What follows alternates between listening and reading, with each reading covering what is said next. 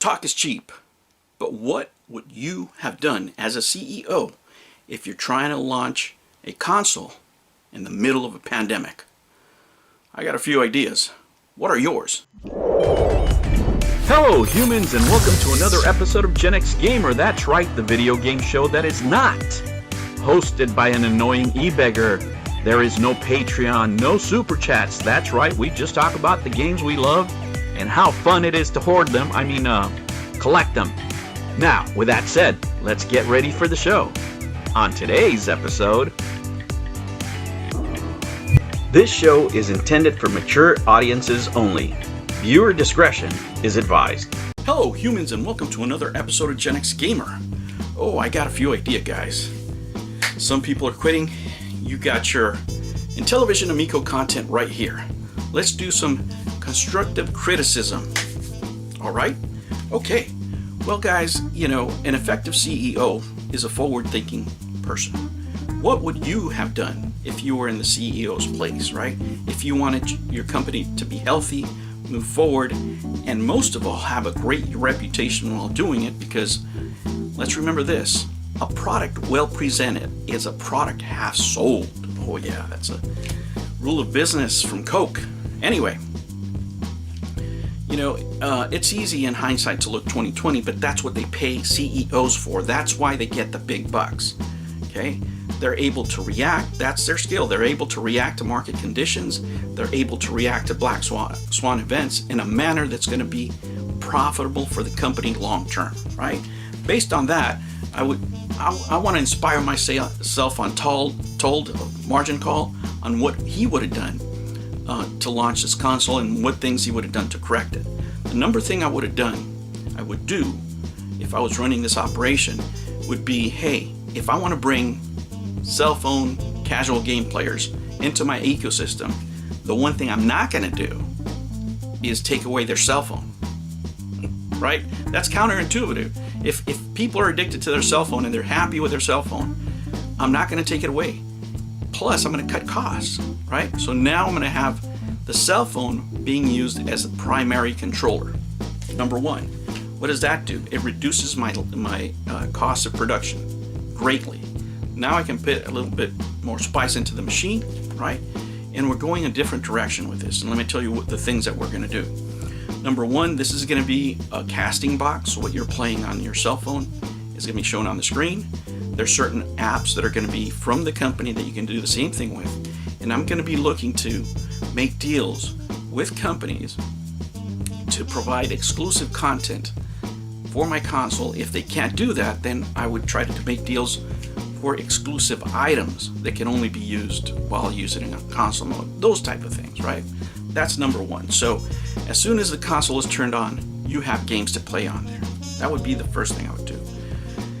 The second thing I would do is I would cut my cost by at least 50%. The one thing I wouldn't do is I wouldn't move into a brand new building. I have questions about that. I don't know if you guys know. Who owns that building? Is it Intellivision? Are they leasing it from somebody? Who is that somebody? Oh, I don't know. But anyway, I would cut costs, right? And I would lower my payroll. I would outsource. Because I knew it was in the middle of a pandemic. The last thing I want to do is carry big overhead by programmers that may or may not produce results. So I want to do contract work specifically. I want to keep my right-hand man, right up by my side. I want to keep quality there, but I want to reduce my engineer staffing by a lot and outsource as much as I can. And you would say, well, how are you going to get games? I'm glad you asked, right? Since I'm a brand new console, I can't offer many things to a lot of people. What I can offer is to take less of their profits, right? So I would make deals with all these companies that have games that are almost released. Maybe they're on Steam, maybe they're dead, and say, look, I'm not going to help you with anything. But if you port your game to here, the one thing I can promise you is you get to keep 90%, right, for the first game, right? 90% of the profits for the first game are all yours, right? The only thing that I ask is that I take a cut if you want to sell it on a mobile platform, number one. Number two, you develop exclusive content for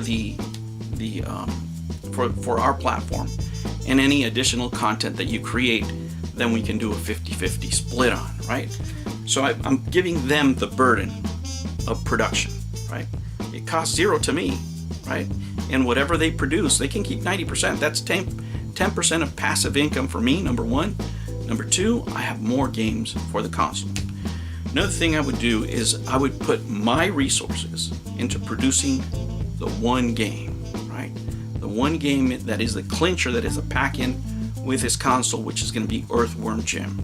And I would not release until that game was done, right? Or pretty much in production, or I would have a level, something to give people to put out there, right? And that would be the driver. As we know throughout history, people have bought consoles if they have a game they want to play. That would be the one game, right? For the retro community to bring them in. Now, I'm not leaving the retro community completely out, but let me tell you what I'm going to do later. Okay, now since we don't have the control, right? If I wanted to develop that controller, right, and that technology that, for example, when I took over was already mostly done, I would turn it into like a backbone, a Bluetooth attachment, right? So instead of developing a whole brand new controller, all I would do is slip it into the screen. Now you would have the wheel here, and you're using your own phone. You're not going to make a controller better than the iPhone. There's not. Just use what you have. Again, the cost of production is lower. The only ones that are going to be buying that attachment are retro gamers like myself. And I already know that on retro games, I'm making more of a profit because they have more money to spend, right? And you're saying, well, what can you give them? And how are you going to make money off of these games? Number one, remember the 90% I told you about that I'm taking off the developers?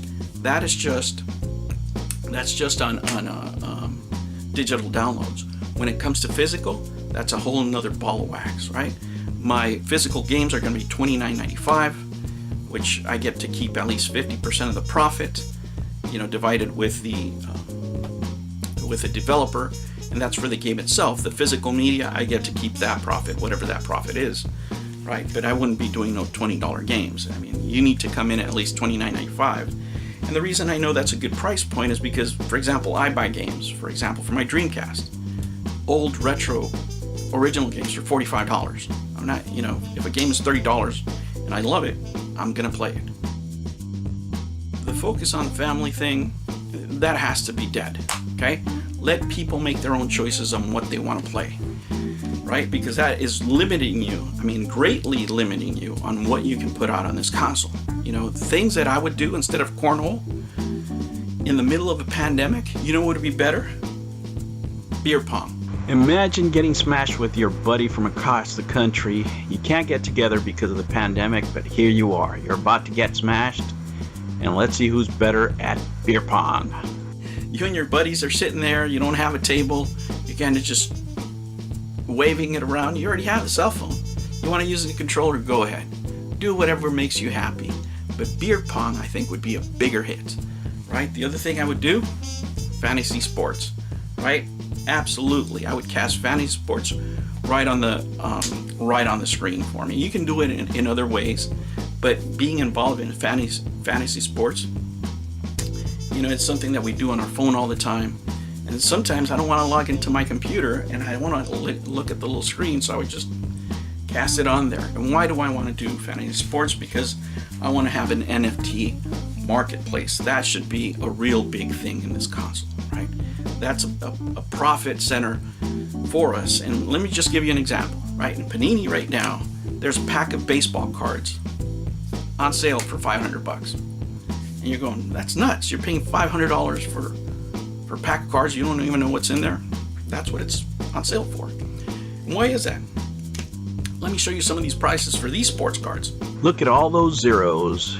We could sell them, have people resell them, maybe take a little small commission, a little off the top. We can wet our beaks here, and let people buy and sell in our marketplace. Whatever. There's ideas, there's ways to do it, I guess. But there's potential there. I'm not saying I know the way to do it, but what I'm saying is there's potential income here to be made. We need to explore it. I do want to have my own NFTs related to the games I produce, right? So as you can see, now we have a whole new market, right? A whole new market. It's a completely different marketplace, but we're bringing all those cell phone users to the market, to our console, right? What about the retro gamers? What about the retro gamers? The one thing about the retro gamers is they're very, very dedicated, number one. Number two is I know I can make a higher profit margin from them, right? So that Bluetooth adapter I was talking to you about, that's going to be marketed for them, but I don't have to rush on that. You have the cell phone in the meantime, right? I can do that on my own pace. And then eventually I could put it out. Could I put a console out like this one? And this is just an idea, okay? Our base model will look something like this, because remember, we want to get it out there as soon as possible. We want to cut our cost of production. For mass production, we want something simple like this, like the NVIDIA Shield. Put a little bit more power in it, no controllers, no frills, but it casts the games right away straight from your cell phone. Now let me say, this is the most beautiful console concept that I've seen. This is where the 600 years of experience, whatever they have, it really doesn't mean shit if somebody on the internet came up with this. Let me tell you, this is the most beautiful design I've seen for the Amico. And I don't know whose is it, but it just came up on Bing, but credit to them, whoever that is. This is amazing looking. This would be right here a moneymaker for sure, with a high profit margin. Can you imagine the pre-orders on this? This is completely worth the $300 to those collectors, right? And if we're going to be using our phones as the screens for these controllers, the profit margins are going to be way, way higher. Okay, that console would sell. Like if I put that console out for $300, right, and I'm making $150 profit direct from that console, and I make a whatever, we have 6,000 right now, I could make a cool $500,000 just from those consoles. I could make more, right? But if I put out consoles like that, specialty consoles that I can market, in retail stores and things like that, I don't have to make big numbers. You can have pre-orders, you can have them sell on websites, and that's revenue that I can share with those stores. Now, once the game is complete, right? Once the game is complete and everything is done, and I have a basic system working, now I can put up the kiosk. And how easy is it going to be for somebody to just walk by the kiosk, scan a code, and now they're playing on their cell phone. I don't have to worry about maintenance. I don't have to worry about anything because everything's self-contained. People are coming in, they're playing the demos, they see what it is, and the basic box is only $149.95. Right? I don't have to have a lot of power because I'm using this, right? The consoles that I eventually produce for retro gamers might be a little bit different. Again, with the Bluetooth, you can't go wrong. That's a different way of doing things, but I'm opening up the market. What about the families? What about the children? What about the money?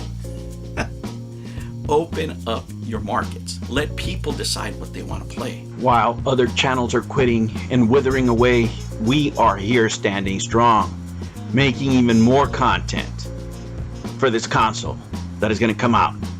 Hey, what are your ideas? Thank you for stopping by. Thank you for subscribing. Thank you for your comments, guys. Let's keep the ball rolling. Tell me, what the heck would you do if you were the CEO? New videos every Monday and Sunday. Thank you for joining me on another episode of the Gen X Gamer. Remember to like and subscribe, click that notification bell, and remember, never ever be afraid to be happy. I'll catch you on the next one. Take care.